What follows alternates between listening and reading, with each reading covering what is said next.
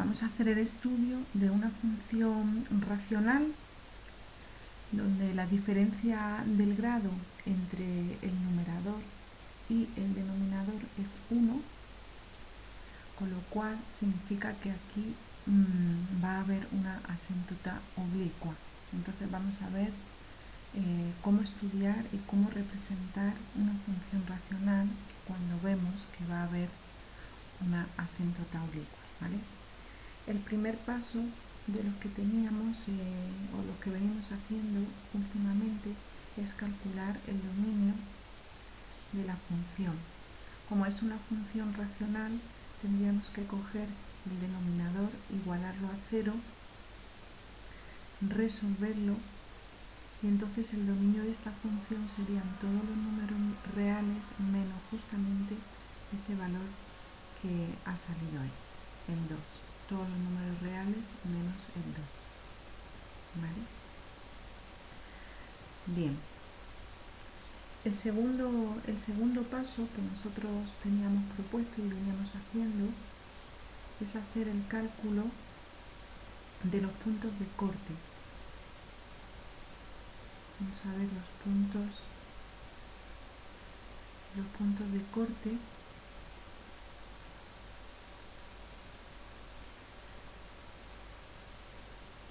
Por ejemplo, con el eje X. Para calcular los puntos de corte con el eje X, pues tenemos que coger la coordenada Y e igualarla a 0. Es decir, es coger la función e igualarla a 0.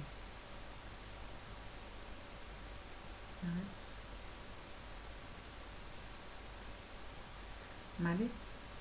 Tenemos una fracción igualada a 0, lo que significa que para que esto valga 0, el numerador x cuadrado menos 5x más 7 tiene que ser igual a 0.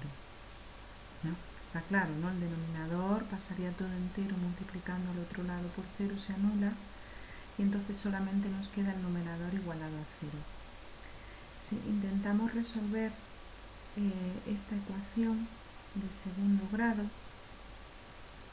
sería b al cuadrado, que es 25, menos 4 por a por c, partido de 2, vemos que aquí nos va a salir un 28, es decir, que la raíz es negativa. Luego no tiene puntos de corte con el eje X. Bien, pues vamos a calcular entonces los puntos de corte con el eje Y, que es darle a la X el valor 0. Es decir, hacemos f de 0. Donde pone X nosotros ponemos un 0, con lo cual en el numerador nos quedaría un 7 y en el denominador nos quedaría 0 menos 2, que es menos 2, con lo cual tendríamos menos 3,5. O sea que el punto de corte con el eje Y es el 0 menos 3,5. Bien. Bueno, una vez que hemos hecho los puntos de corte, el tercer paso pues sería hacer el cálculo de las asíntotas. Y vamos a empezar con las asíntotas verticales. Para hacer el cálculo de las asíntotas verticales, ya sabéis que tendríamos que calcular el límite donde x tiende justamente al valor que no pertenece al dominio, es decir, donde x tiende a 2, de x cuadrado menos 5x más 7 partido de x menos 2. Si sustituimos por el 2, pues vamos a ver. Vemos que en el denominador se anula, queda 0. Es decir, tenemos la indeterminación, un número partido de 0. ¿Cómo se resuelve esta indeterminación? Pues se resuelve haciendo el límite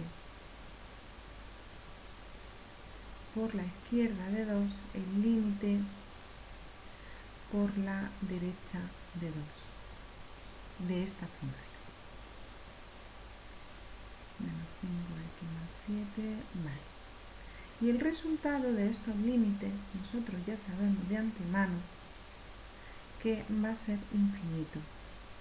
Lo único que nos queda por ver es qué signos van a tener estos infinitos.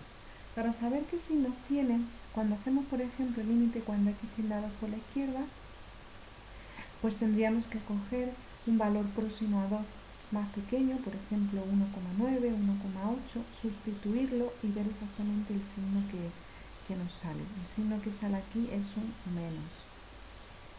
Y para hacer el límite cuando x tiende a 2 por la derecha, cogeríamos un valor cercano a 2 por la derecha, por ejemplo 2,1, lo sustituimos y podremos comprobar que aquí nos va a salir un signo más. Luego efectivamente en x igual a 2 tenemos una asíntota vertical, puesto que los resultados son infinitos, ¿vale? Y se cumple todo lo que se tiene que cumplir para ver una asíntota vertical. Bueno, vamos a seguir estudiando las asíntotas, ahora después las dibujamos. Y bueno, nos pasaríamos entonces a ver las asíntotas horizontales. Y se puede comprobar fácilmente que no existen asíntotas horizontales, porque si nos fijamos en la función, el grado del numerador es mayor que el grado del denominador. Luego cuando yo haga un límite en infinito, el resultado va a ser infinito. De hecho, la diferencia de los grados, fijaros, 2 menos 1 es 1. Lo que esto está indicando es que va a haber una asíntota oblicua. Y es justamente lo que vamos a hacer ahora, el cálculo de la asíntota oblicua, que era de esta forma, mx más n. Nosotros la habíamos estudiado, ¿no?, con esta nomenclatura, am. Para hacer el cálculo de m teníamos que hacer el límite cuando x tiende a infinito de f de x partido de x. O sea que el límite cuando x tiende a infinito de nuestra función, que es x cuadrado menos 5x más 7, dividiéndolo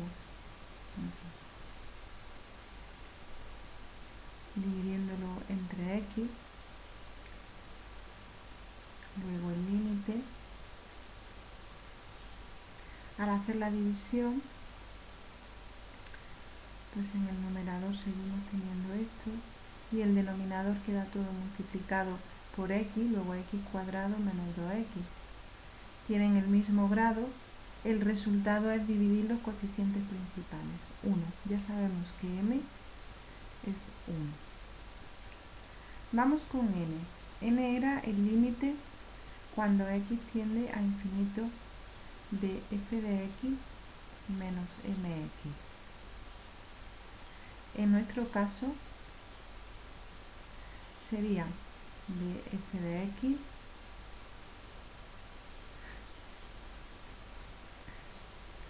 menos m, que es 1, por x. Y entonces ahora tendríamos que hacer el cálculo de este límite. Para poder hacer el cálculo de este límite, pues primero tenemos que poner igual denominador. Me voy a venir aquí. Está claro que el mínimo común múltiplo es x menos 2, que esta primera parte quedaría igual y esta segunda parte pues queda multiplicada por x menos 2. Si hacemos las operaciones del numerador, pues aquí nos va a quedar menos 3x más 7 partido de x menos 2. Vamos, las operaciones serían multiplicar aquí primero y después hacer esta suma resta, ¿no? Entonces, para calcular este límite, el grado del numerador es igual al grado del denominador, se dividen los coeficientes principales y sería menos 3. Con lo cual tenemos que n es menos 3. Entonces ya sabemos que nuestra asíntota oblicua pues es de la forma mx más n, luego es exactamente x menos 3. Y luego nos quedaba un procedimiento, que lo vamos a recordar aquí, aunque no hagamos todas las operaciones, que era cómo situar la curva respecto de la asíntota oblicua. Y para ello hacíamos la siguiente operación. O sea, cogemos nuestra función. A ver, perdón. No. O sea, cogemos la función, le restamos la asíntota, es decir, que cogeríamos nuestra función, que es x cuadrado menos 5x más 7 partido de x menos 2, y le restaríamos, repito, la asíntota, ¿vale? Y entonces, en esta operación, lo vamos a sustituir por un valor grande positivo, le digo, ahora tendríamos que coger aquí y sustituir ahí, ¿vale? Sustituimos por un valor grande, aquí va una multiplicación, bueno, 1000 menos 2, menos 1000, menos 3. Y entonces hacíamos toda esta operación, y a mí lo que me interesaba al final de hacer esta operación es si el signo del resultado de este número era positivo o negativo, que en este caso da positivo. ¿Y esto qué significaba entonces? Pues que la curva, que la función está por encima de la asíntota oblicua, ¿vale? Que ahora después ya veremos cómo se dibuja todo esto.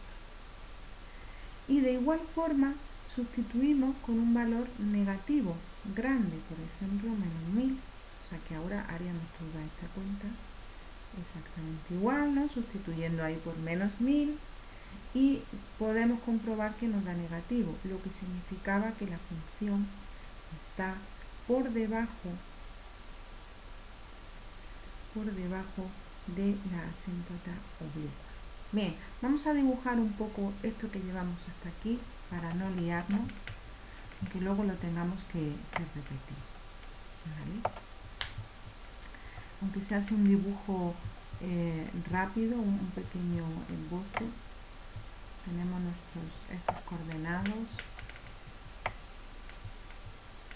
Fijaros que teníamos una asíntota, vamos a ver, teníamos una asíntota vertical en el x igual a 2, pues vamos a ponerla por aquí, ¿vale? Y de hecho habíamos calculado el límite por la izquierda cuando x tiende a 2 y nos daba menos infinito, o sea que cuando me acerco por la izquierda la función va por aquí, y cuando me acercaba por la derecha va por aquí, a más infinito.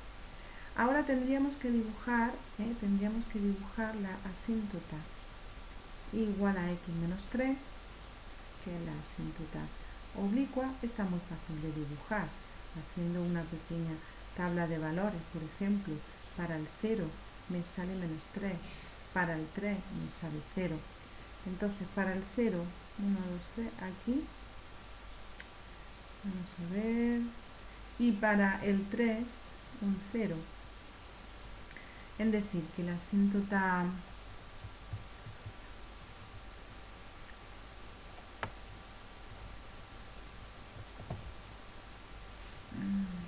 bueno, a ver, esta sería la asíntota oblicua, ¿vale? Vamos a alargar un poquito más por aquí. Bueno, algo así. Esta es la asíntota oblicua. Y entonces, esto de aquí, ¿qué es lo que quiere decir? Dice, cuando x toma valores muy grandes positivos, la función está por encima, o sea, cuando estamos por aquí con valores muy grandes positivos, la función está por encima, se acerca por encima a la asíntota. Sin embargo, cuando toma valores negativos, está por debajo, estaría por aquí. Bueno, estaría por aquí, que es que no me deja. Estaría por ahí, ¿vale? Es que no me deja dibujarla por... vamos, por la barra esta de herramientas, ¿vale? Y entonces por ahora tendríamos este esbozo con las asíntotas, ¿vale? Vamos a continuar entonces con el cuarto paso, que sería la monotonía de la función. A ver, vamos a pasar todo esto.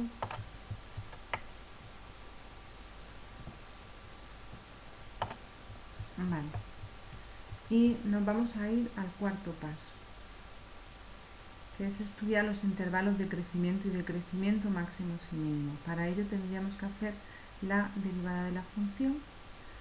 Vamos a recordar por aquí pues que nuestra función que venimos estudiando es x cuadrado menos 5x más 7 partido de x menos 2. ¿Vale? La derivada de un cociente sería derivada del numerador 2x menos 5 por el denominador sin derivar menos el numerador por la derivada del denominador, y todo esto dividido por el denominador al cuadrado. Vale. Bueno, ahora habría que hacer estas operaciones de aquí, que es multiplicar primero todo esto, por 1, cambiar el signo para restar y hacer el resultado final. Si hacemos todo eso, la derivada de la función nos quedaría x cuadrado menos 4x más 3 partido de x menos 2 al cuadrado. Bueno, pues ya tenemos la derivada. Ahora habría que igualarla a 0 y resolverla. Para que esta fracción sea exactamente igual a 0, basta con que el numerador sea igual a 0. Si resolvemos esto con nuestra fórmula para las ecuaciones de segundo grado, nos queda x igual a 1, x igual a 3. ¿Vale? Bien, ¿qué hacemos con los valores que anulan la derivada? El procedimiento aquí era el siguiente. Dibujamos el dominio de la función. El dominio de la función era todos los números reales menos el 2. Entonces vamos a suponer que aquí está el 2. Ahí está el 2, es decir, este punto no pertenece al dominio, ¿vale? Y tendríamos que dibujar ahora el 1, vamos a dibujarlo de 2, el 1 y el 3. Entonces todos los números reales quedan divididos en estos intervalos. Por un lado, el que va de menos infinito, de menos infinito a 1. Por otro lado, el que va de 1 a 2. El que va de 2 a 3. Y por último, de 3 a infinito. Y ahora tendríamos que ir estudiando el signo de la derivada en estos intervalos. Voy a hacerlo con uno. Por ejemplo, en el intervalo menos infinito 1, me cojo un valor de x. Voy a coger el x igual a 0. Sustituyo en la derivada. En la expresión de la derivada, pues fijaros, nos quedaría 0 al cuadrado, menos 4 por 0, aquí nos queda un 3. Y aquí nos queda un menos 2 elevado al cuadrado. Luego, entonces esto de aquí es positivo. Por ser positivo, lo que significa es que en ese intervalo la función es creciente. O sea que aquí crece. De 1 a 2, pues tendríamos que coger aquí un valor, por ejemplo, el 1,5, sustituimos en la derivada. Fijaros que en el denominador de la derivada es x cuadrado menos 2 todo elevado al cuadrado. Esto siempre va a ser positivo, ¿vale? Entonces ahora lo único que me queda es sustituimos en el numerador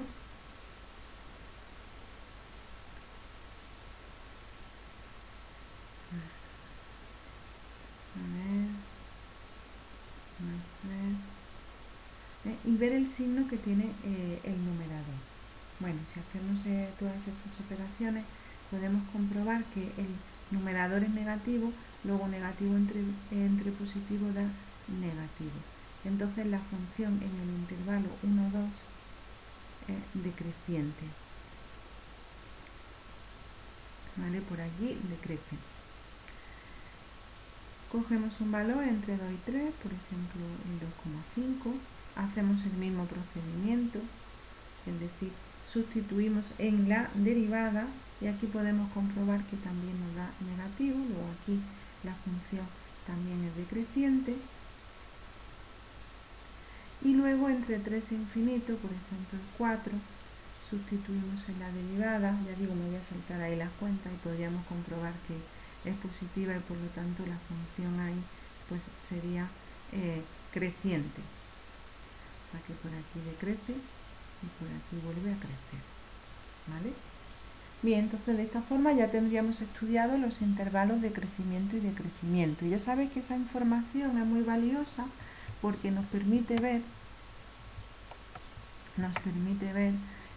dónde hay máximos y mínimos en la función. De hecho, aquí ya lo tenemos muy claro. Por ejemplo, en el 1, pues fijaros, en el x igual a 1. Si lo miro a la izquierda del 1, la función viene creciendo, llega al 1 y a partir del 1, ¿qué hace? Decrece. Pues entonces, ¿qué es lo que hay en el 1? Claramente, en el x igual a 1, lo que tenemos es un máximo relativo. ¿Vale? Habría que calcular su coordenada y. ¿Cómo se calcula la coordenada y? Pues haciendo f de 1, no la derivada, sino ya la función. Nos vamos a la función, sustituimos por el 1 y en este caso nos va a dar menos 3. Luego entonces tenemos que el máximo está justamente aquí. El mínimo, nos fijamos en este. Si nos acercamos al 3 por la izquierda, la función viene decreciendo, llega al 3 y ¿qué hace a partir del 3? Que crece. Luego entonces, ¿qué es lo que hay en el x igual a 3? Pues en el x igual a 3 hay un mínimo relativo. Habría que calcular su coordenada y sustituyendo en la función y su coordenada y es la y1. ¿Vale? Bueno, con todo esto ya pudiéramos hacer una tabla de valores, que es lo que vamos a hacer a continuación. ¿Vale? A ver. Y vamos a hacer una tabla de valores.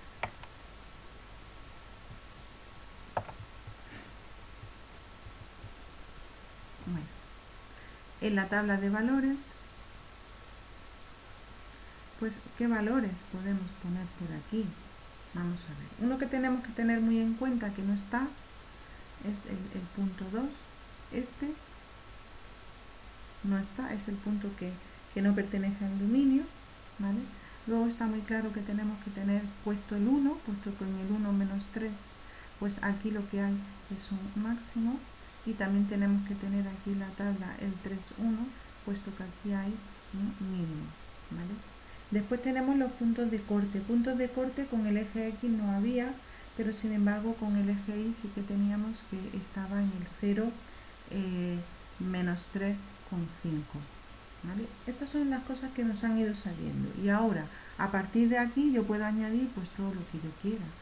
Ya digo, podemos añadir puntos por aquí, podemos añadir puntos por aquí, todos los que me hagan falta para que yo vea bien cuál es mi dibujo. Voy a hacer un dibujo muy aproximado, vosotros ya en el cuaderno lo hacéis bien.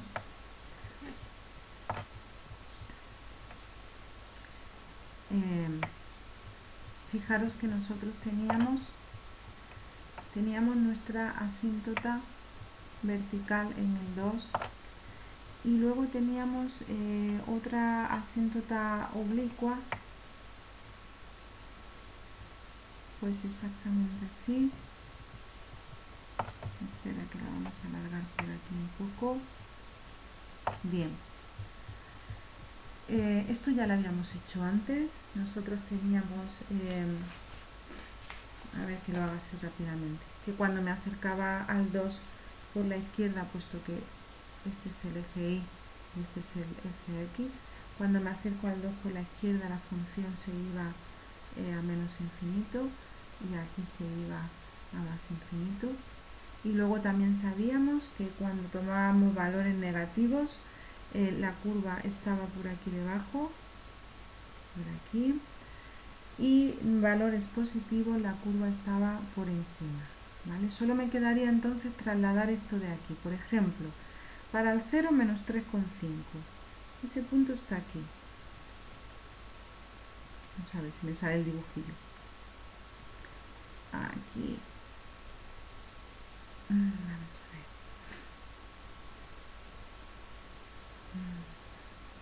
ver. A ver un momento. Ahí está. ¿Vale? El 0 menos 3,5. Tenemos el máximo de la función, que es en el 1 menos 3. Ese punto está justamente aquí. Ahí lo tenemos. Entonces ya, con esta información, fijaros, la curva se puede ver perfectamente qué es lo que le ocurre aquí. Viene acercándose por aquí debajo. Me va a salir muy mal, es que aquí dibujar así a mano alzada es muy difícil. Llega al máximo y cuando llega al máximo se dispara hacia el menos infinito pegándose a la otra curva. Y en el otro lado tenemos el punto 3,1, pues vamos a ver que si está exactamente aquí.